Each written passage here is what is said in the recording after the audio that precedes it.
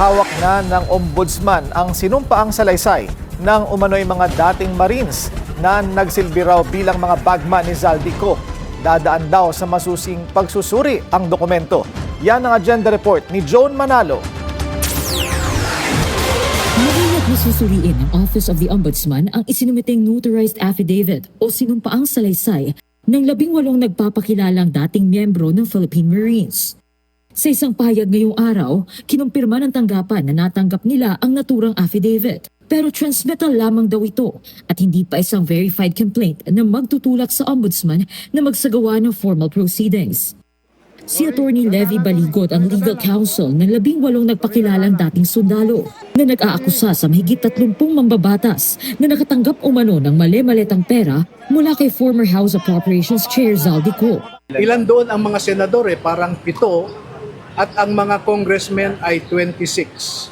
Hindi na idetalya ni Baligot kung para saan ang nasabing pera, pero nais pa rin nilang maimbestigahan ng Ombudsman ang nilalaman ng notarized affidavit. Ang sinasabi ng affidavit nila ay nagbibigay ng pera si Zaldico sa mga government official na ito. Para saan po?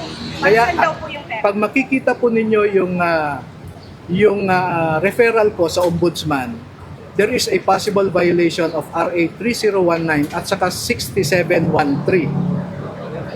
At ang klaro na sinabi ko, maaaring makita rin ng Ombudsman kung mag-imbestiga later na pwedeng may violation sa malversation at saka bribery.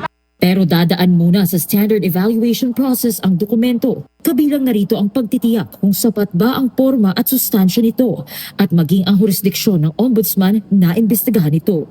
Nanindigan din ng Ombudsman na hindi dapat gamitin bilang political arena ang tanggapan at mananatili raw itong independent at nakabatay lamang sa ebidensya, batas at due process. Para sa agenda, Joan Manalo, Billionaire News Channel.